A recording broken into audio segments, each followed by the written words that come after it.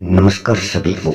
आप सभी का एक बार फिर से आपके अपने स्टडी मेंटरी यूट्यूब चैनल पर हार्दिक स्वागत है। आज आपके समक्ष एनसीईआरटी क्लास 5 की जो हिंदी की पुस्तक है रिम झिम, उसका अध्याय नंबर 2 फसलों के त्योहार से संबंधित चैप्टर आज आपके सामने हम प्रस्तुत करने जा रहे हैं। तो शुरू करते हैं आज का चैप्टर। सारा दिन बोरसी के आगे बैठकर हाथ तापते हुए गुजर जाता है। बोरसी क्या होती है? एक गोबर मिट्टी का बना हुआ एक अंगीठी होती है। तो वहाँ ये सर्दी के मौसम की बात चल रही है।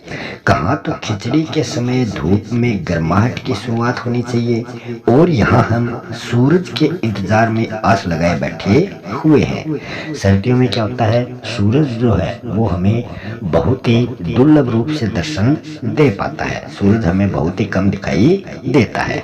खिचड़ी एक प्रकार का पकवान होता है जो गेहूं, चावल और दालों के मिश्रण से बनता है।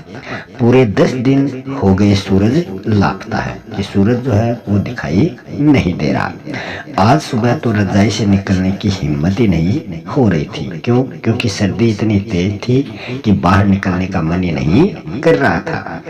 बाहर देखने से तो समय का अंदाजा बिल्कुल नहीं हो रहा था, लेकिन घर में हो रही चहल पहल अब पता चल रही है। रह रहकर कानों में कभी चापाकल के चलने और पानी के गिरने की आवाज, तो कभी किसी के हाँक लगाने की आवाज, मतलब किसी को जोर से आवाज लगाना, बुलाना। जा भाग के देख, केरा के पत्ता आयल की ना।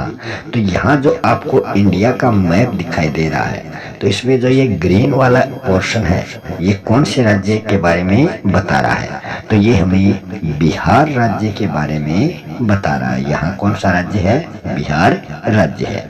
तो यहाँ बिहार राज्य के बारे में कुछ हमें पढ़ने को मिलेगा। आगे है, आई के लोग के उठे के नईखे का बोल जल्दी तैयार होक्स। अब तो उठने में ही भलाई है। नहा धोकर हम सभी एक कमरे में इकट्ठे हुए। दादा और चाचा ने क्या सफेद चकाचक मांड लगी धोती, मतलब जो धोती मांड लगी होती है उसमें कड़क होती है धोती में, और कुर्ता उन्होंने पहना हुआ है। खिचड़ी में ऐसन ठाड़ हम पहले कबो न देखने। सारा देह कनकना देता। देह होता है शरीर, और कनकना होता है मतलब जो धीमे से जोर देने पर टूट जाए। पापा ने कहा शायद आज धोती में उन्हें ठंड कुछ ज्यादा ही लग रही है, क्योंकि उस अवसर पर उन्हें धोती पहननी थी। सामने मचिया पर खादी की सफेद साड़ी पहने हुए दादी माँ बैठी हुई थी। आज दादी ने अपने बाल धोए हैं, झक सफेद सिम्बल की रुई जैसे हल्के फुल्के बाल। कि दादी के जो बाल हैं सर पर, वो सभी सफेद हो चुके हैं जैसे रुई हो। गौर से देखने पर भी एक भी बाल उनको काला नजर नहीं आता। बिल्कुल धुली धुली सी दादी दिखाई दे रही थी। उनके सामने केले के कुछ पत्ते कतार में रखे हुए हैं। उन केलों के पत्तों पर तिल, गुड़, चावल आदि के छोटे छोटे ढेर पड़े हुए हैं। हमें बारी बारी से उन सभी चीजों को छूने और उनको प्रणाम करने के लिए कहा गया है। जब सबने ऐसा कर लिया तो उन सभी चीजों को एक जगह इकट्ठा करके वो सभी चीजें दान में दे दी जाती है। आज तो अप्पी दीदिया बुरी फंसी थी। उन्हें न तो चूड़ा दही पसंद था और न ही खिचड़ी पसंद थी, पर आज तो फरमाइशी नाश्ता उन्हें नहीं चलेगा। उन्हें दोनों ही चीजें खानी पड़ेंगी। आज खिचड़ी जो है, खिचड़ी खाने के बाद सभी ने गया गया जो है ये बिहार का एक प्रमुख तीर्थ स्थल है। वहां से आए तिल, गुड़ और चीनी के तिलकुट को बड़े चाव से खाया। खाते खाते मैं सोच रही थी कि कितनी अलग है ना यह खिचड़ी जो अभी हम बना रहे हैं। स्कूल में हम जो खिचड़ी बनाते थे उनकी अलग ही मस्ती हुआ करती थी। छुट्टी का दिन नाव में बैठकर गंगा नदी की सैर और फिर टापू पर बालू में दौड़ते हुए पतंग उड़ाना या फिर पतंग उड़ाने की कोशिश करना कितना मजा आता था। इधर हम पतंग उड़ाते थे और वहीं थोड़ी दूर पर गुरुजी, विमला दीदा, आनंद जी, झिलमिट भैया सब मिलकर ईंट से बने चूल्हे पर बड़े बड़े कड़ाहों में खिचड़ी बनाते थे। हम भी बीच बीच में अपनी पतंगों को सुस्ताने का मौका देते हुए, सुस्ताना मतलब पतंगों को आराम देना, देते हुए मटर और प्याज छिलने बैठ जाते थे। वैसी खिचड़ी फिर दोबारा खाने को नहीं मिली। वाकई ढंग कैसा भी हो पर है ये खुशियों का त्योहार। जनवरी माह के मध्य में भारत के लगभग सभी प्रांतों में फसलों से जुड़ा हुआ कोई ना कोई त्योहार अवश्य मनाया जाता है। कोई फसलों के तैयार हो जाने पर खुशी बांटता है तो कुछ लोग इस उम्मीद में खुश होते हैं कि अब पाला कम होगा। पाला कम मतलब जो सूखी ठंड पड़ती है, बर्फ वाली ठंड, वो कम हो जाएगी। सूरज की गर्मी बढ़ने से खेतों में जो खड़ी हुई फसल है वो भी तेजी से बढ़ने लगेगी। सभी प्रांतों और इलाकों का अपना रंग और अपना ढंग नजर आता है। इस दिन सब लोग अपनी पैदावार की उम्मीद और फसलों के घर में आने की खुशी का इजहार करते हैं। उत्तर प्रदेश, बिहार, मध्य प्रदेश में मकर संक्रांति, जिसे हम तिल संक्रांति भी कहते हैं, असम में बिहू, केरल में ओणम और तमिलनाडु राज्य में पोंगल, पंजाब में लोहड़ी और झारखंड में सरहुल, गुजरात में पतंग का पर्व सभी खेती और फसलों से जुड़े हुए त्योहार हैं। कि किस राज्य में फसल और खेती से जुड़ा हुआ त्योहार प्रसिद्ध है वो सभी यहाँ बताए गए हैं। इन्हें जनवरी से मध्य अप्रैल तक अलग अलग समय में अलग अलग स्थानों पर मनाया जाता है। फिर बात आती है झारखंड की। झारखंड में सरहुल त्योहार जो है वो बड़े जोश खरोश के साथ मनाया जाता है।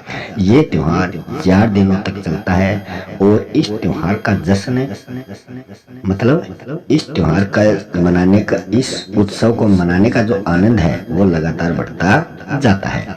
तो यहाँ जो इंडिया का मैप है इसमें ये ग्रीन वाला एरिया आपको दिखाई दे रहा है, ये झारखंड का एरिया है। अलग अलग जनजातियां इस सरहुल के त्योहार को अलग अलग समय में मनाती हैं। संथाल लोग इसे फरवरी मार्च में मनाते हैं। ओराव जो लोग हैं वो इसको मार्च अप्रैल में मनाते हैं। और जो आदिवासी हैं वो आमतौर पर इस त्योहार पर क्या करते हैं, प्रकृति की पूजा करते हैं। सरहुल के दिन विशेष रूप से साल जो वृक्ष है उसकी पूजा की जाती है। यही समय है जब साल के पेड़ों के फूल आने लगते हैं और मौसम बहुत ही खुशनुमा हो जाता है। स्त्री पुरुष दोनों ही ढोल मंजीरे लेकर रात भर नाचते गाते हैं। चारों ओर फैली हुई छोटी छोटी घाटियां, लंबे लंबे साल के वृक्षों का जंगल और वहीं आसपास बसे छोटे छोटे गांव, लिपे पुते करीने के बुहारे और सजाए गए अपने घरों के सामने लोग एक पंक्ति में कमर में बाहें डालकर नृत्य करते हैं। अगले दिन वे नृत्य करते हुए प्रत्येक घर जाते हैं और फूलों के पौधे हर घर में लगाते हैं। घर घर से चंदा मांगने की प्रथा मतलब रिवाज भी है कि वो घर घर से चंदा मांगते थे। पर चंदे में मालूम है वो क्या मांगते हैं? वो मांगते हैं मुर्गा, चावल और मिश्री। फिर चलता है खाने पीने और खेलों का दौर। तीसरे दिन जाकर पूजा होती है, जिसके बाद लोग अपने कानों में सरई का फूल पहनते हैं। इसी दिन से वसंत ऋतु की शुरुआत मानी जाती है। धान मतलब चावल की भी पूजा होती है। पूजा किया हुआ आशीर्वादी धान अगली फसल में बोया जाता है। फिर बात आती है तमिलनाडु राज्य की, जो इस मैप में आपको नीचे नीचे ग्रीन वाला एरिया दिखाई दे रहा है, ये तमिलनाडु है। तमिलनाडु राज्य में मकर संक्रांति या फसलों से जुड़ा त्योहार पोंगल के रूप में मनाया जाता है। इस दिन खरीफ की फसलें चावल, अरहर आदि कटकर घरों में पहुंचती है। लोग नए धान कूटकर चावल निकालते हैं। हर घर में मिट्टी का नया मटका लाया जाता है, जिसमें नए चावल, दूध और गुड़ डालकर उसे पकाने के लिए धूप में रख देते हैं कि वो अग्नि पर नहीं पकाया जाता, आग पर ना पकाकर वो धूप में उसको पकाते हैं। हल्दी शुभ मानी जाती है, इसलिए साबुत हल्दी को मटके के मुंह के चारों ओर वो बांध देते हैं। यह मटका दिन में 10:30-12 बजे तक धूप में रखा जाता है। जैसे ही दूध में उफान आता है और दूध चावल मटके से बाहर गिरने लगता है तो पोंगला पोंगल पोंगला पोंगल खिचड़ी में उफान आ गया कि स्वर चारों ओर सुनाई देते हैं। दूसरी ओर गुजरात राज्य के बारे में यहाँ बातें हो रही हैं। तो इस मैप में आप देखोगे कि भारत के पश्चिम के क्षेत्र में गुजरात राज्य स्थित है। तो ये भारत का पश्चिमी एरिया है और यहाँ ये ग्रीन वाला गुजरात राज्य है। गुजरात राज्य में पतंगों के बिना तो मकर संक्रांति का जश्न ही अधूरा माना जाता है। इस दिन आसमान की ओर यदि नजर उठाएं तो शायद हर आकार की रंग रूप की पतंगे आकाश में लहराती हुई हमें दिखाई देती हैं। प्रत्येक गुजराती, चाहे वो किसी भी धर्म, किसी भी जाति और किसी भी आयु का हो, वो पतंग अवश्य उड़ाता है। हजारों लाखों पतंगों से सूर्य भी ढकसा जाता है। कुमाऊं जो हिमाचल का एक प्रमुख नगर है, तो यहाँ आप देखेंगे इस मैप में ये हिमाचल का एरिया है और यहाँ कुमाऊं जो क्षेत्र है, जो नगर है, वहाँ मकर संक्रांति को घुघुतिया भी कहा जाता है। इस दिन आटे और गुड़ को गूंथकर पकवान बनाए जाते हैं और इन पकवानों को तरह तरह के आकार दिए जाते हैं। जैसे इन पकवानों से डमरू बना दिया, तलवार बना दी, दाड़िम का फूल बना दिया आदि। पकवान को तलने के बाद में एक माला में उनको पिरो दिया जाता है। माला के बीच में संतरा या फिर गन्ने की गंडेरी पिरो दी जाती है। यह काम बच्चे जो हैं वो बहुत ही रुचि और उत्साह के साथ करते हैं। सुबह बच्चों को माला दी जाती है। बहुत ठंड के कारण पक्षी जो हैं वो इस समय पहाड़ों की ओर चले जाते हैं।